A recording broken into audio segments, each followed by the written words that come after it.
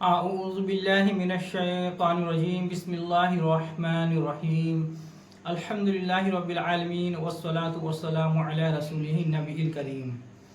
اللہ کے نام سے شروع جو بڑا مہربان نہایت رحم کرنے والا ہے۔ تمام تعریفیں اور خوبیاں اس شافی کے لیے جو تمام جہان کا پالنے والا اور شفا بخشنے والا ہے، جس نے کوئی چیز بھی بے فائدہ پیدا نہیں کی، اور درود پہنچے طبیب روحانی و جسمانی حضرت محمد رسول اللہ صلی اللہ علیہ وسلم پر۔ چمن نشا دواخانہ یوٹیوب چینل کے ناظرین کو خوش آمدید کہتے ہیں۔ میں آپ کا میزبان حکیم خورشید آپ کی خدمت میں حاضر ہوں۔ آج کا جو ہمارا موضوع ہے وہ یہ ہے کہ مولانا رومی رحمۃ اللہ علیہ نے ایک حکایت بیان کی ہے جو بڑی ہی پیاری حکایت ہے، اور اس حکایت کے اندر بہت بڑا ایک سبق ہے ہمارے لیے۔ اگر انسان اس کو گہرائی سے سوچے تو بہت عبرت ہے اس کے اندر۔ حضرت مولانا رومی رحمۃ اللہ علیہ فرماتے ہیں کہ ایک شخص تھا، اس کو ایک ہیرا ملا جو کہ بہت ہی نایاب ہیرا تھا، بیش قیمت ہیرا تھا۔ اب وہ شخص چونکہ ناواقف تھا ہیرے کی قیمت سے، ہیرے کی قدر سے، کہ ہیرا کتنی قدر کا ہوتا ہے، کتنی قیمت کا ہوتا ہے، اس کو اس کا اندازہ نہیں تھا۔ وہ ہیرا لے کر بازار میں پہنچا، جہاں پر جوہریوں کا بازار تھا، ہیرا سماشوں کا بازار تھا۔ وہ اس بازار کے اندر پہنچا اور اس نے جوہری کو ہیرا دکھایا اور کہا کہ یہ ہیرا آپ خریدیں گے کیا، اور کتنے کا ہیرا ہے یہ مجھے آپ بتا دیجئے۔ تو جوہری نے اس ہیرو کو دیکھا اور کہا کہ اس کی قیمت میں نہیں دے سکتا، یہ بہت ہی بیش قیمت ہیرا ہے، آپ کسی دوسرے کو دکھا لیجئے۔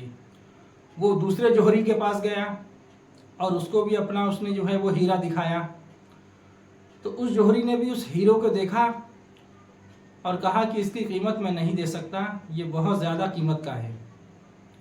اس طریقے سے بازار میں جتنے بھی جوہری تھے اس نے تمام جوہریوں کو وہ دکھا لیا، لیکن کوئی جوہری بھی اس کی قیمت ادا نہ کر سکا۔ تو ایک جوہری نے بتایا کہ اس کی قیمت جو ہے بادشاہ وقت دے سکتا ہے، یہ اتنا بیش قیمت ہیرا ہے کہ اس کی قیمت بازار میں آپ کو کہیں نہیں مل پائے گی، کوئی نہیں دے سکتا اس کی قیمت، یہ بہت زیادہ قیمتی ہے، بہت بیش قیمت ہیرا ہے یہ، اس کی قیمت صرف بادشاہ دے سکتا ہے۔ تو وہ نوجوان بادشاہ کے دربار میں حاضر ہوا اور اس نے اپنا وہ ہیرا جو تھا بادشاہ کی خدمت میں پیش کیا، اور بادشاہ سے کہا کہ آپ یہ میرا ہیرا خریدیں گے؟ تو بادشاہ نے ہیرے کو دیکھا اور اس نے اپنے وزیر کو دکھایا۔ وزیر نے جو ہے جو ہیرا شناس، جو ہیرے کی پہچان کرنے والے جوہری تھے، ان کو بلایا شاہی دربار میں اور اس کو چیک کرایا۔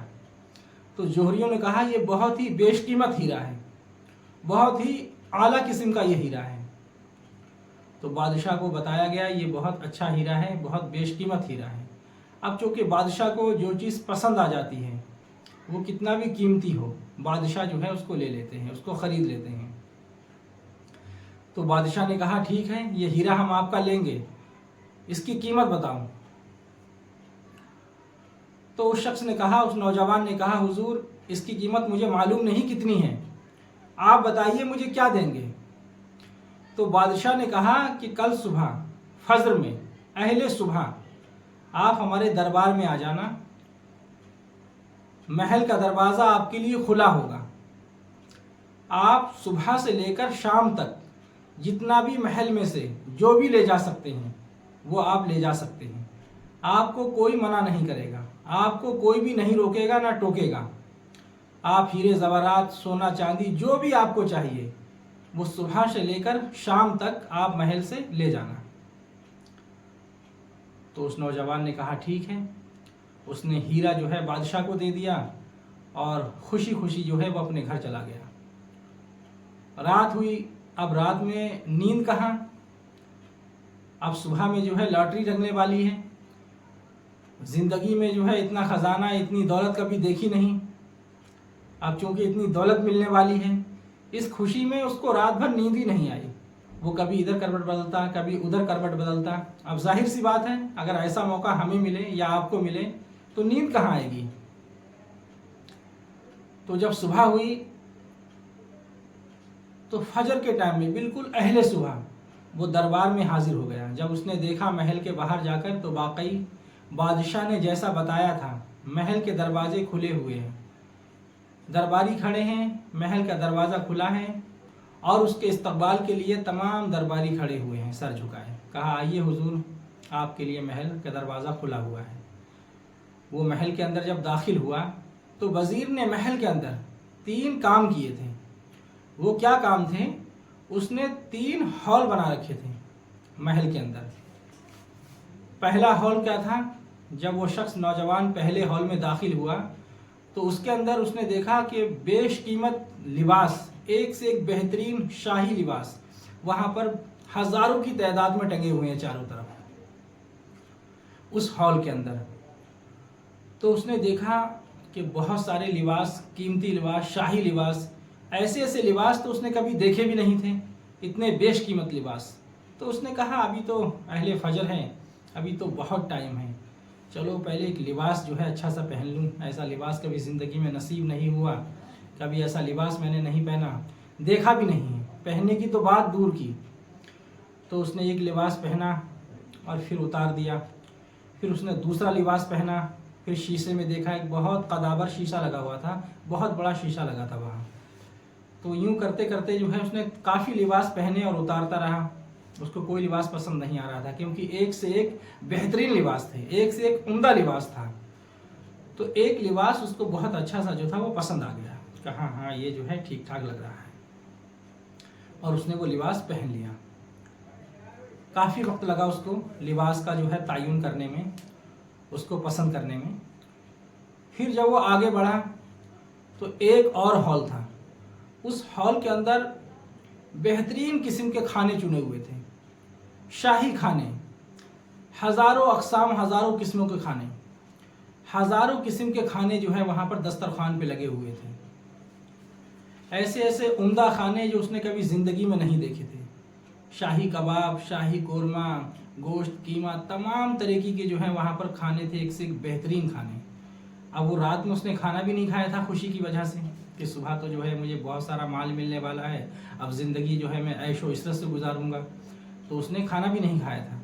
तो उसने सोचा लाओ, रात से भूखा हूँ, मैंने खाना भी नहीं खाया, लाइए पहले खाना खा लेते हैं, अभी तो बहुत टाइम है। और उसने जो है बैठ कर वहाँ पर खाना खाया बहुत पेट भर के, क्योंकि बेहतरीन से बेहतरीन वहाँ खाने चुने हुए थे। उसने पेट भर के खाना खाया, और जब पेट भर के खाना खा लिया और कीमती लिबास भी पहन लिया, फिर वो आगे बढ़ा तो उसने देखा जो तीसरा हॉल है उसके अंदर बेहतरीन जो है बिस्तर बिछा हुआ है, बेहतरीन गद्दे लगे हैं, बेड बिछे हुए हैं, और वहाँ पर बांदियाँ जो है, बादशाह की जो गुलाम थी, बांदियाँ थी, वो पंखा लेकर जो है वहाँ पर खड़ी हुई है, और बेड लगा हुआ है बेहतरीन शाही बेड। अब उसने सोचा खाना भी खा लिया, लिबास भी बादशाही कीमती लिबास भी पहन लिया, शाही लिबास। उसने कहा चलो थोड़ा सा आराम कर लेते हैं, अभी तो बहुत टाइम है, अभी तो सुबह के 8 ही बजे हैं। और जो वहाँ पर वो कनीज़ें थीं, वो बांदियाँ थीं, उन्होंने कहा आइए हुजूर, आप ही के लिए बिस्तर लगा हुआ है, आप आराम कर लीजिए। बस वो उसके अंदर लेट गया, और जो वहाँ पर बांदियाँ थीं वो पंखा हिलाने लगी। अब आप सोचिए कि जो शख्स रात का जागा हुआ हो और रात से भूखा हो, अब उसने खाना भी खा लिया और बेहतरीन जो है उसको बिस्तर बेड भी मिल गया सोने के लिए, तो अब जाहिर सी बात है कि नींद आएगी। पेट भरा हुआ था, उसको नींद आ गई, वो सो गया। उसने सोचा थोड़ी देर आराम कर लूँगा फिर उठ जाऊँगा, उसको नींद आ गई। जब वो अच्छे से सो लिया तो उसको ऐसा महसूस हुआ, उसको ऐसा फील हुआ कि कोई उसको जगा रहा है। उसको किसी ने जगाया कि उठो भाई। वो एकदम उठा, और उस उठाने वाले ने कहा चलो आपका टाइम ख़त्म हो गया। उसने एकदम उठा, वो घबरा कर कहने लगा अरे अभी तो मैंने कुछ किया भी नहीं, कभी इधर हाथ मारा, कभी उधर हाथ मारा, चारों तरफ जो है हाथ मारने लगा। वो बोला अभी तो मैंने कुछ भी नहीं किया, अभी तो मैं कुछ लेके ही नहीं गया।